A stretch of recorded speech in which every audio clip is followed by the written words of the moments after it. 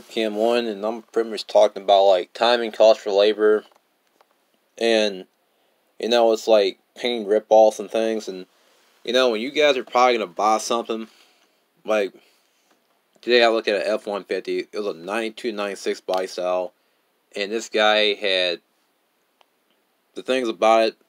Reason why I'd say it's not worth that much, and he's asking $3,800, but the things I'm really saying was bad about it, and this is something serious too. The spring brackets, or spring bugs you could say, they looked kind of rough looking, and I would much rather replace them. And then what else I'd kind of say, he's got a new engine in it, what he said, but maybe transmission, so drivetrain there. So, what else I'm going to pretty much say is the leaf spring hangers in there were shot, but the things I'm saying about it, they had a crack in them. And for the fact of all that, I'm going to mention that this is the one thing you really got to look at when you have some of them leaf spring hangers in there, is that they have shreds in them. The way that them things are bolted in there, they are a pain to get out.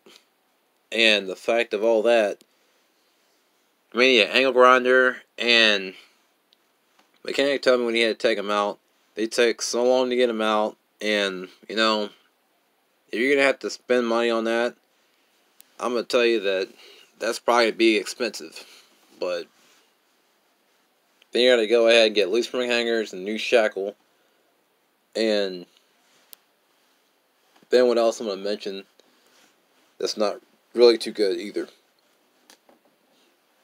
When you're buying a vehicle and stuff, I'm gonna kind of say that some of these vehicles, if they have a lot of work to them and things, it's like, I don't want to pay a lot for them, but there's something else I'm also kind of say, that going to these repair shops, and it's like, to me, when I had that Mustang, I didn't tell you about this at all. I'm gonna kind of mention trade the Mustang because it was hard to get in out of. And when I got this SUV, the one thing I'm gonna pretty much say, had a lot of miles on it, 232,000 on the body, and a low mileage drivetrain. And he had paperwork on it.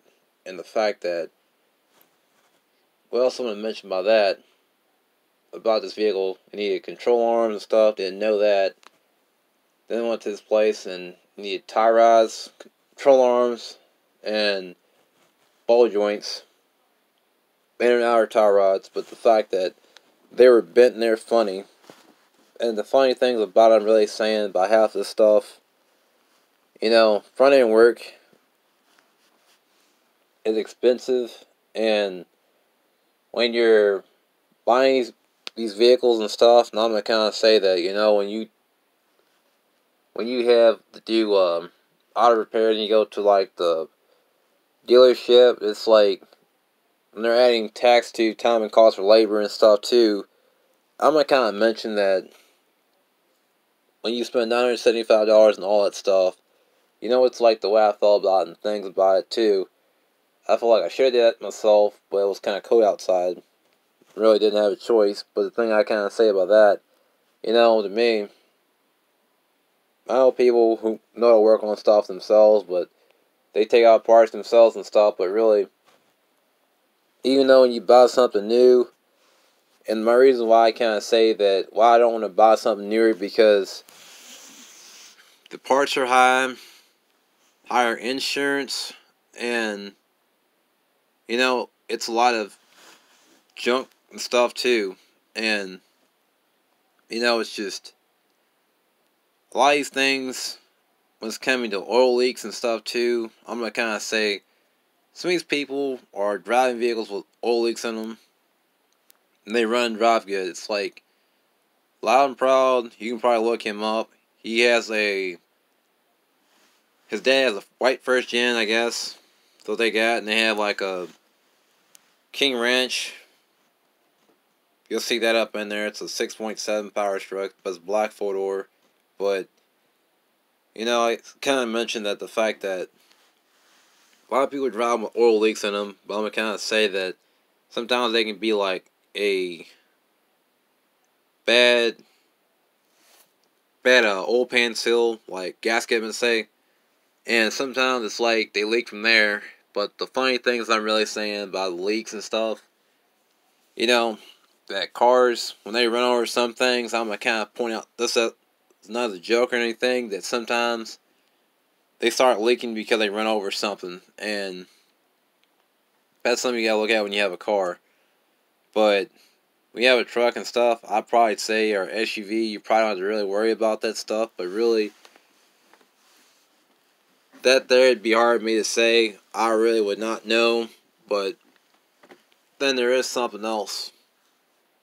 When you're doing like small things, I'm going to kind of mention like if it's engine work and stuff like that. Changing oil in them too. I kind of say I much rather do changing oil myself, because some of these people do not put the right amount of oil in them like they say they should. And if you're going to have somebody do this stuff, I'd much rather go ahead and take a look at it, pull out the friggin' dipstick and take a look at that. And sometimes they say they changed the air filter in it, but next thing you know, you found a dirty air filter in there. And you know, it's like if you're going to buy a vehicle from a dealership, you know, I'd probably just say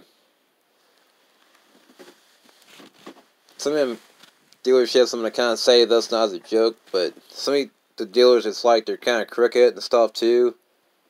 And then, you know, a lot of this other stuff too when it comes to maintenance. You know, I mentioned do not buy the cheap parts. Do not buy cheap material, because when the metal's so thin, it will probably cause damage, and you don't want to spend money on that stuff because you bought some freaking stupid cheap parts. Don't buy them. So, you know, let's kind of end it with this stuff. So, do it yourself. And you guys probably thought I left anything out, please comment below. And that's about it. Peace.